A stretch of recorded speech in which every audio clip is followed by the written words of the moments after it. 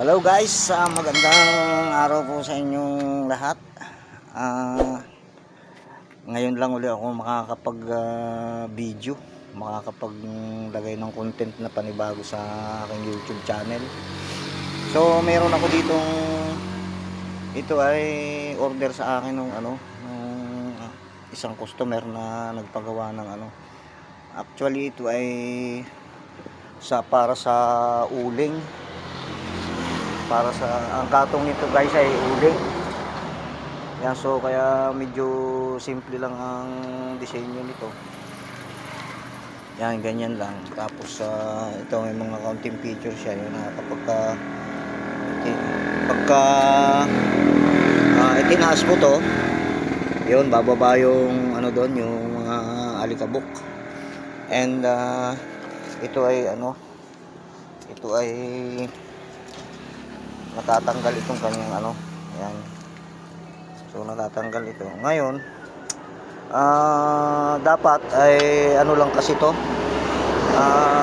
Yung mga una kong ginagawang mga kalandi uling noon ay ilalagyan ko lang dito ng takip na lata, tapos butas-butas, pinabarena, pinakang screen.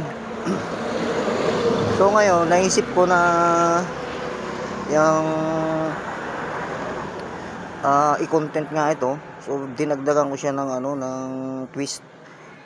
Gusto ko namang mangyari sa kanya, kung wala kang uling halimbawa at meron kong available na yung used oil, ay pwede mo rin siyang gamitan ng used oil sa pamamagitan nitong may ginawa ako ditong ito ay kumbaga ito ay sampul lang, at pwede naman gumawa ng mas maganda rito na tubo. So bali lang kasi ang order lang naman sa akin ay ulingan lang, sa uling. So hindi alam ng may-ari na itinuloy ko yung project na mayroong ibang twist, pero hindi ko siya aanuhin na ibibenta sa kanya na pwede niyang gamitin sa used oil. Bahala lang siya kasi sa uling lang naman yung kanyang Ngayon nga lang naisip ko na lagyan ng twist nga ito. Pwede ko siyang yung maging double action, yung kapag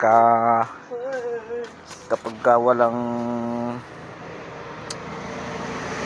uling at mayroong available na langis, ay pwede namang langis din ang igatong sa kanya sa pamamagitan nito. Kasi guys, sinubukan ko na siya na walang ganito, pero hindi magandang masyado yung lingas.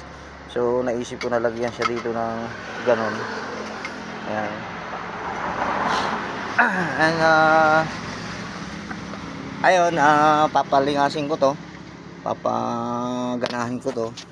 Pero bago ko siya pagganahin guys, ay kung bago ka lang na napadaan dito sa channel ko, baka pwedeng humiling sa iyo ng isang subscribe, at saka paki-hit mo yung aking notification bell para mapanood mo lahat yung aking mga project tungkol dito sa kalan. Sa mga nagdaang video ko, marami na akong doon tungkol sa mga kalan. So ito, may nakahanda ako ditong uling at saka itong used oil. So bali konti lang to, pang testing lang. So bali ang gagawin ko dito ngayon ay uunahin ko itong kanyang sobrang ingay ng truck na to. Buksan ko muna guys itong electric pan at napakainit. Dati ako ay nandito pa sa tabi ng highway, kaya yung pasensya na kayo guys at napakaingay dito. Highway kasi ito dito to sa baka makakapanood yung mga aking mga kababayan dito sa Victoria Oriental, Mindoro. Nandito ako sa Poblacion 4. So ito ay ano, shop ng mga ano, gawaan ng mga refrigerator, TV, washing machine. So may extra din ako dito sa paggagawa ng mga kalan. Kaya kapag may bumibili, so yun nga, may sa akin.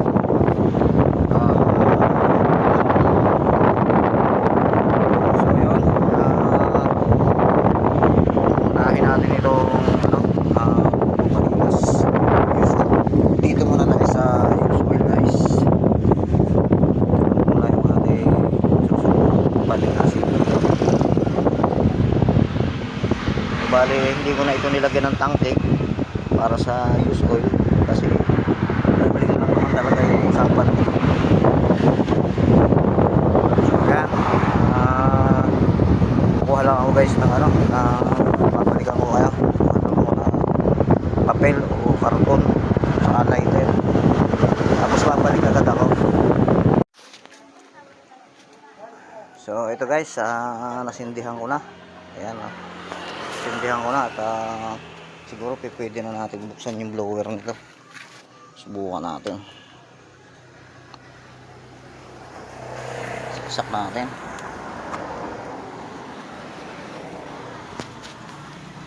Tapos ito, nilagyan ko rin naman dito naman. Puro mga ano lang to guys, DIY ng mga gamit yan. Blower lang.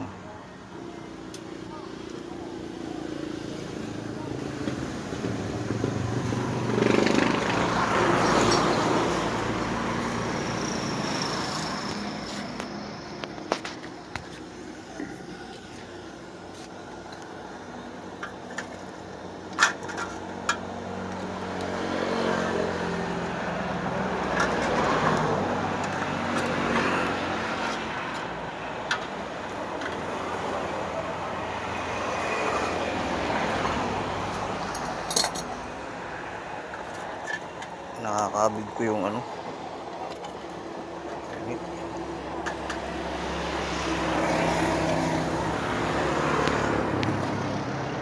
So yan guys, yung function ng ating ano, napapansin nyo ay madilaw siya. Sabagay, bago pa lang naman siya na ano, sindi, medyo malamig-lamig pa yan. So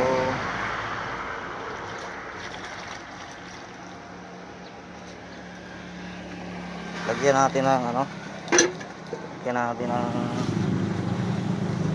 tubig, kaserola.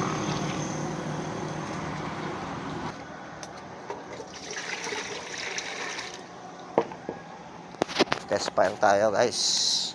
Yan, medyo maganda rin naman yung lingas niya kapag ka ano.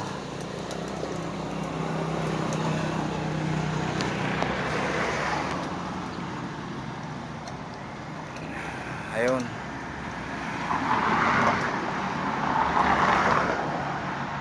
So yun nga, ito naman ay ano, yung ang usapan namin dito nung bibili ay ulingan lang. So ito lang, para lang may ma-content ako ba kapag wala tayong uling at meron tayong available na use oil, ano, pwede natin siyang, yun din ang gamitin sa kanya, use oil at the same time ay ano, uling. Pagkatapos nito guys na ano na to, use oil, pag naubos yung use oil niya ay lalagyan ko na siya ng uling. Lalagyan ko na siya ng uling. So hintayin lang natin guys. Ganun kapag, pero ito kanina ay ibig sabihin ay na i-test fire ko na rin ito kanina. So pwede rin nga na ano, ganun, kasi kapag nilagyan ito ng tangke at magpapatak-patak na tayo ng langis, o konti-konti na lang yung langis na naando sa loob, ay nagiging kulay blue din siya guys. Hindi siya pure na ganyan lagi na ganyan ang kulay, kasi kaya yan ay madilaw, mapula ang lingas. Ano nga, marami nga yung langis do sa loob. So yun, kaya ano, kapag nagpatak-patak, eh di syempre ayun, katulad yan guys, oh, nawala na yung kanyang nawala na yung kanyang lingas na mapula. So ibig sabihin yan ay maano na yan, mainit na, at yung ano na siya, nagkukulay blue na yung kanyang apoy.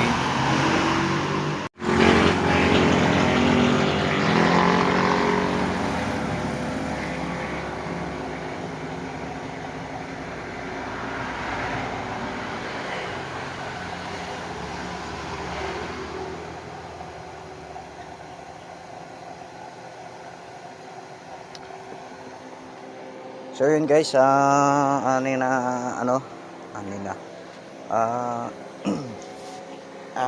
hanguin ko lang muna tong kaserula, at ang ipang tetes ko na sa kanya itong buling na para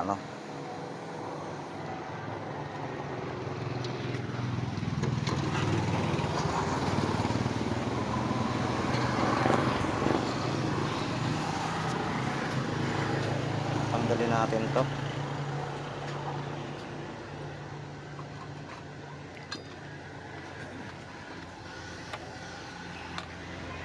So lagyan natin ang uling.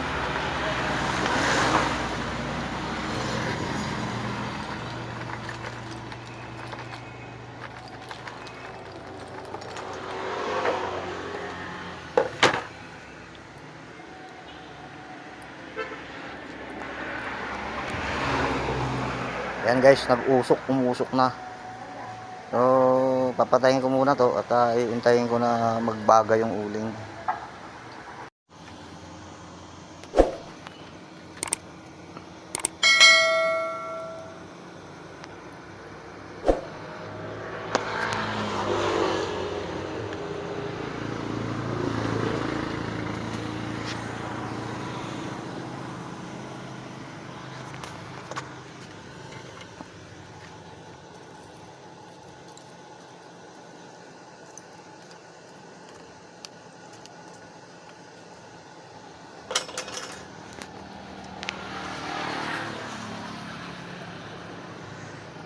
So yan na yung pangalawang panggatong guys, yung uling. So